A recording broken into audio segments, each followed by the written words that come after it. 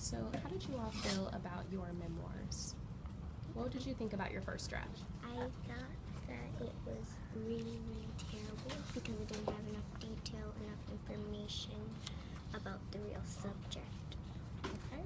How about you, I Ruby? didn't like mine because it was too short to be a memoir and I didn't add enough details. Okay. All right, so what did you do to change your first draft? I added more part of the story and added more details. Okay. I made it longer. Okay. Sort of the same. I just kind of improvised because I didn't really know what my memoir could actually be named, Okay. and so I thought more and more deeper into my story, and then I got it, and then when I got the main thing, then I just started to work on how I first got it all from the beginning, Yeah, the and title. not just when I was back when I was little in my old school. I actually went deep into it. Okay. Yeah, the title was kind of hard because you had to not spoil the story. You had to actually make it specific but not spoil the story. Good. We did talk about that, huh? So how, looking at your next draft, so put your first draft and your next draft side by side. So really out of all your drafts, try to put them together. Okay. And Okay. take a look at that next draft.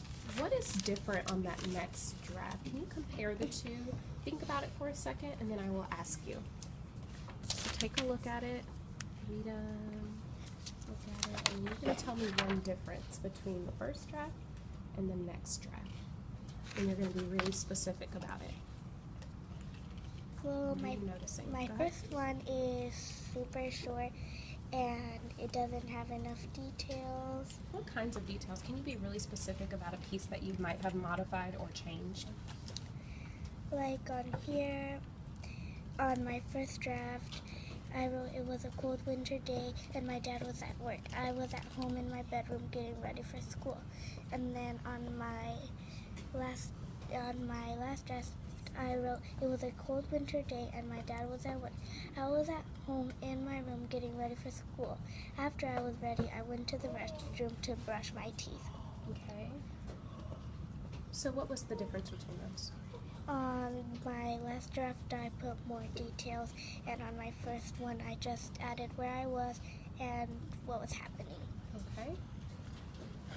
Zoe, how about yours? For me, I felt like this one is more detailed, more specific, more telling the actual story, and this one is just like, it's short and it doesn't have a lot of good detail, or it doesn't have enough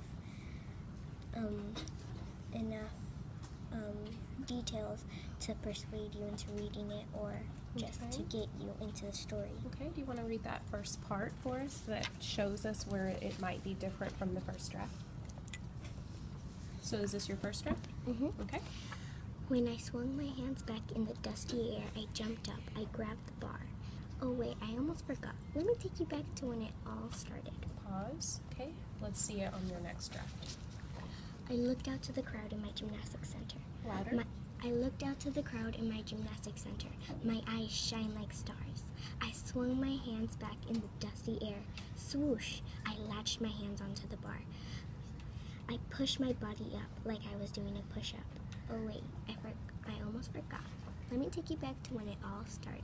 Wow, Ruby, can you let us know what was different between her first draft and her second draft from her reading that? I think on this one, it's actually more detailed because it starts at where she was and what was happening at that time. It says that she was at her gymnastics stadium, and over here it just says that she swung her hands back in the dusty air. Okay, what kinds of figurative language did she add? Did she add any? She added first person because she says Figurative language, thinking about the figurative language.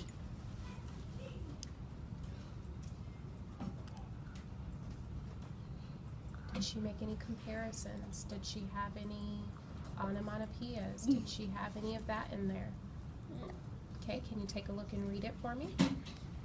I look at the crowd at my gymnastics stadium. My eyes were shining like a star. I swung my hands back in the dusty air. Swoosh! I launched my hands on the bar. I pushed my body up like I was doing a push-up. Oh, I almost forgot. I should take you back to the day it all started. Pause. I hear some figurative language that she used in there. What kinds of figurative language did she use? Can you give me an example? Swoosh. What is a swoosh? What's swoosh? Do you remember what kind of figurative language that is?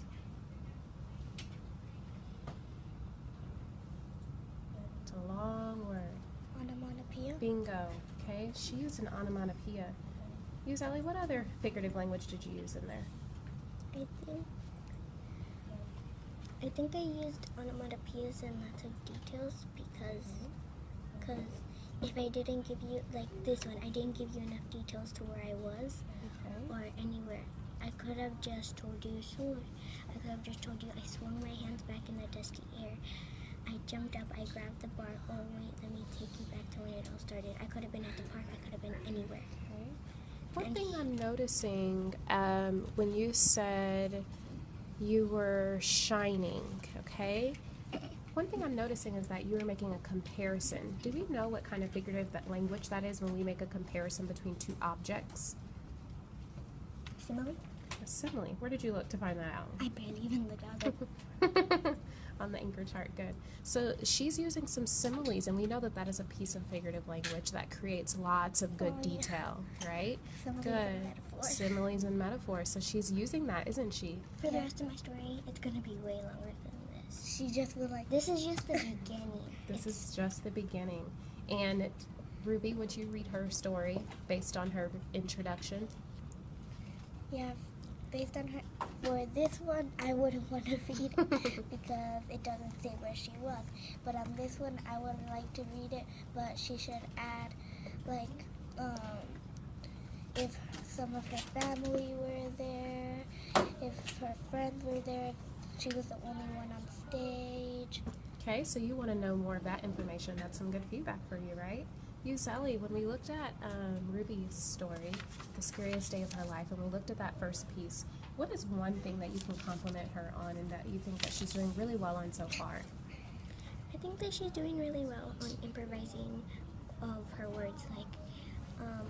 Like she actually, in this one, she said that after she got ready, she went to the restroom and brushed her teeth. In this one, she just told us her dad was at work and she was getting ready for school.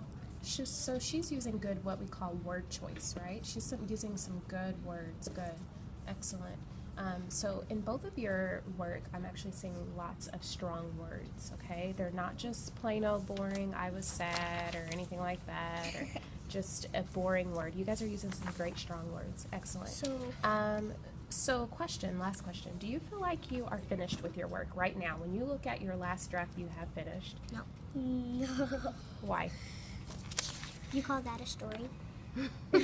Would you pick that up in the library? No. How about yours? And on this one, I would totally not read it because this looks like no memoir, no book, and this would be something that no librarian would take. Okay. Are you all excited about memoirs? Yeah, and nobody would take this. Nobody would buy this. If this was my own book that I bought from the store, I would say sorry, writer. Are you excited about where your writing is going? Yeah. What are you excited about? I'm excited that I'm excited for typing. I'm excited how the readers are gonna find out how I became who I am and how I'm able to do all I can do. And what genre is this? Memoir. Memoir. Memoir. Good job. Thank you.